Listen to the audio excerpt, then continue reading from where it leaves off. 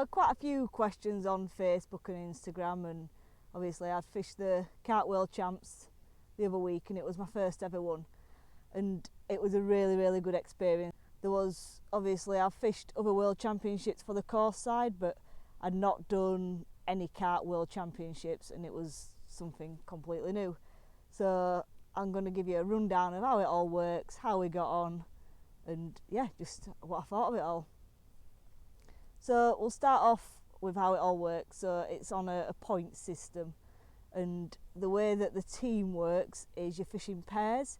So there's 3 pairs that start on the rods in 3 sections. So you've got section A, section B, section C, and then you've got 2 reserves which can be coming at any time. So you use your substitutes if somebody's losing a bit of fatigue or you need something new in there, a bit to spice it up. You bring a reserve in, then you've got your 2 managers. And the partner that I fish with is Ellen. So Ellen's captain of the team. That's my partner. So I've been out with her, you've probably seen her on the odd video, been out with her for the past 3 years now, training for this one event basically and building up to the next World Champs. So it's normally all about like long distance, being really accurate and just making the most of the time in the water, being very prepared. So we've had sections A, B and C. So it's been down at linear fisheries. A and B section have been on B2, and then C section has been on Hardwicks and Smiths. And myself and Ellen drew in C section, and it was one of them. We'd have rather been in the bowl, same as everybody, on B2, because that's where the majority of the fish were going to get caught. But we had done a lot of practicing down on Hardwick Smiths, just because every time we went down to practice to linear, it's quite a long way for us. And we couldn't get any pegs, same as you guys. It's a ridiculously busy water, but it is really good. So we've always ended up, or most of the time we've ended up on Hardwick Smiths. But when we've drawn on there, it's one of them. We knew what we were doing. We'd already practiced on, I think we drew C6, and we'd already practiced on C5, and that was his last practice session down there, and caught some fish. So as much as we were a bit disappointed to be on the Smith side, it was one of them where you get drawn where you get drawn and you just got to get on with it. So the way that Hardwick Smiths, for those of you that have never seen the lake, it's divided into, well, I think it used to be 2 lakes, and it had Smith side and Hardwick side. So Hardwick's is bigger than Smiths. It usually holds more fish. It's got a lot more up and down variation, more weed, and generally just a little bit more full of fish and features. Smith side can hold a lot of fish as well, quite a bit narrower than Hardwick side, and it's just one of them. It is what it is. We got drawn in there. So the rest of the team, we had Jane and Miranda drew in A section, so they drew A1, which was a really good swim. So it works where you get a good swim, a medium swim and a bad swim in each section. So Jane and Miranda drew in A1. They obviously had a good peg. Then we had Sam and Tony, who drew in B5, which was in the bowl area but set back a bit out at way. But the bowl's one of them, there's a lot of fish in there, so you've always got chance of a bite or 2. And then obviously myself and Ellen on C6. And to be fair, the match has gone as we planned to start. We've stuck to team plan, we've got in there, set up, and it was a lovely looking swim. We had two pegs, so we had 2 halves to the swim, and we decided that to start with, we'd put 2 rods at one side, 2 rods at the other. So it works a little bit different in the match side of things. So you get 4 rods between you, and it doesn't matter who does what. You're fishing as a team all the way through. So Ellen does most of the casting. I do like the wrapping up, the tying of solid bags, and just the general busy work on the bank. Whereas Ellen's such a beast of a caster. Those of you who know will know that she's taught at that sort of thing. So Ellen does most of the casting, I do the little short range bits. We just work really well as a team. So yeah, we got in as peg, made a plan, decided that obviously we'd fished the area before. We got a little bit of local info. We knew that if you fish from the other side that there's a bar, so we fished on the bar.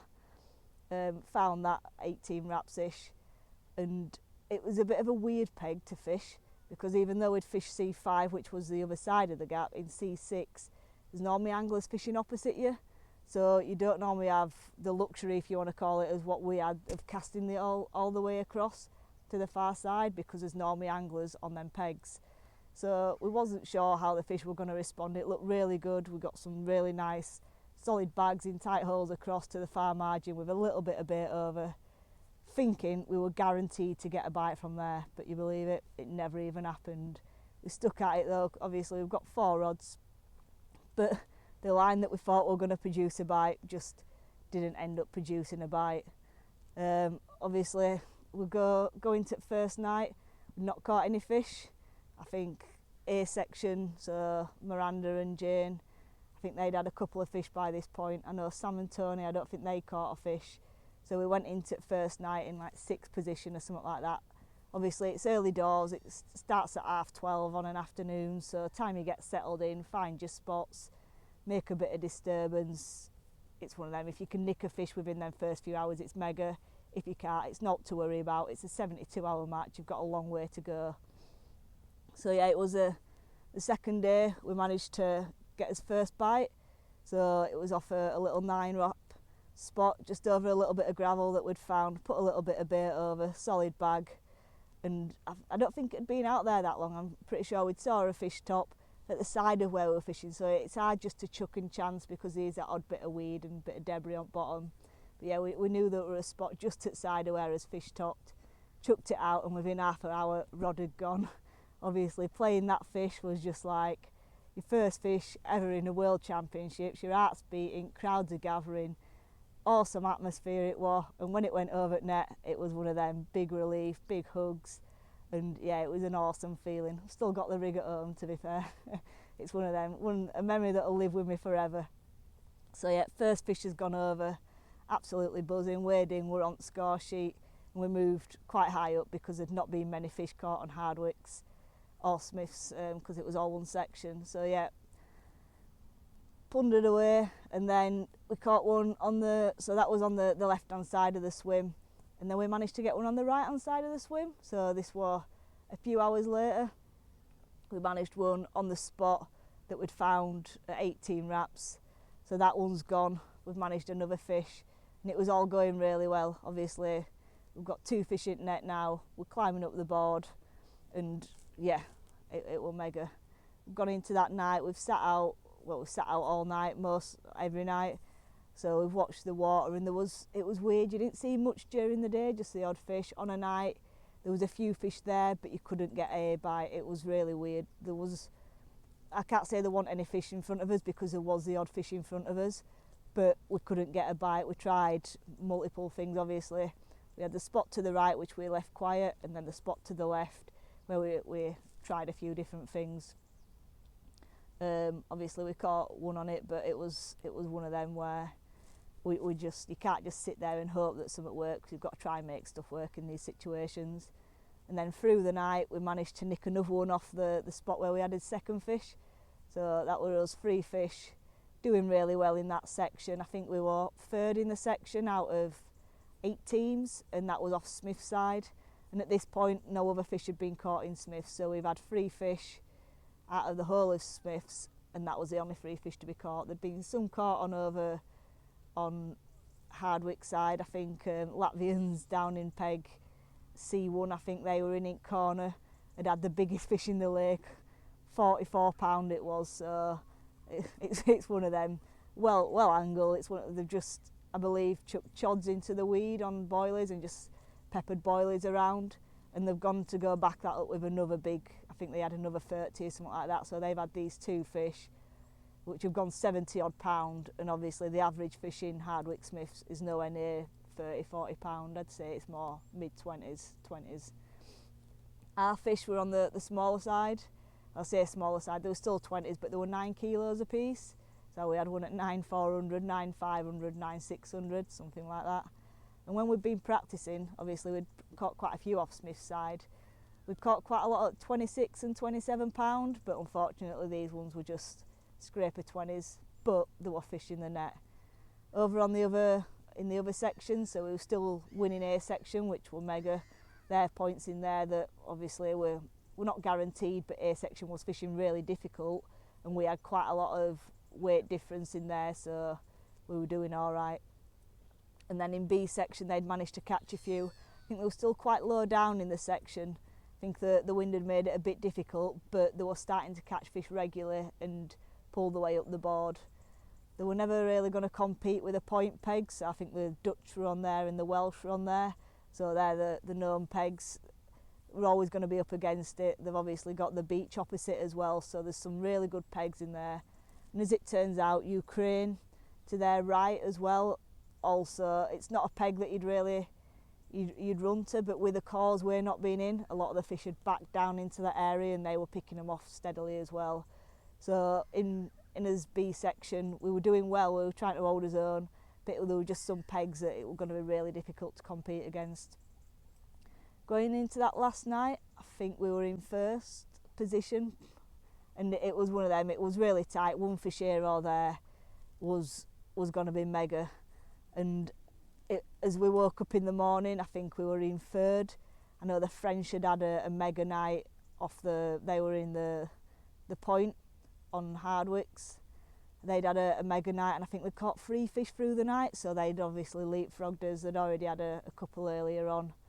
And then the Ukraine also in Summer Bay, it was one of them where it's not one where you want to go all the time, but they'd made the most of it. They'd caught a few fish while they were there, and they ended up going up as well. So I think we ended up 4th in that section, which is still happy. I think the Dutch to his left managed to catch 1, so there was 4 fish in total caught out of Smiths, and we'd had 3 of them. And looking back, I don't think we could have done much more to get any more fish out of there. It's one of them. We fished well as a pair, me and Ellen. Everything were bang on. All his gear were ready. Everything were, if you asked for it, it were there. And we were just, yeah, it was one of them. I couldn't have asked to fish the match any better with anybody else. It all just went smooth. And to be honest, it was one of them. As much as you're under so much pressure, when you're fishing with somebody who you know and you get on well and you're really good friends, it just makes it a whole lot easier. And we were both relaxed, calm, and just, it was like a session with your mate, to be honest. As much as you're in a world championships, you can only do what you can do. We tried as hardest, we did everything, but we like talked to each other, kept each other calm all the way through, and we knew exactly what were happening in every peg that we're on. So yeah, we're really happy with that. So finishing at the end, we've ended up 2nd overall. I believe we had 10 points, I want to say. I believe we were 4th, B section were 5th, and then A section were 1st. I think, don't quote me on this, but I think we had 10 points, and I think Ukraine won it with 9 points. It's either that or 8 and 9, one or other. But yeah, Ukraine won it, we were 2nd, and I believe Latvia were 3rd. So yeah, awesome experience. Really looking forward to next year. Going to be out training hard again. It's over in France next year, so we'll be probably a little bit different to what linear is. I think it'll be more distance fishing, but it'll be one of them. You need everything in your armoury. I'll be out casting, spodding, making it all work. But yeah, that's how it all went. Really happy with it, really enjoyed it. Totally different to the course side of things, as in every fish counts. So I'll just let you know how close it was. Obviously that 1 point, if me and Ellen had caught 1 more fish at 13 kilo, which obviously there's some big fish in there, so it's not unrealistic whatsoever, we would have been world champions as a team. So it's like 1 fish separated us between the silver and the gold. And obviously it was same with a lot of the other teams. If a fish had been caught here or lost there, the result could have been totally different. But yeah, it's one of them. Mega experience, really enjoyed it, and really looking forward to next year.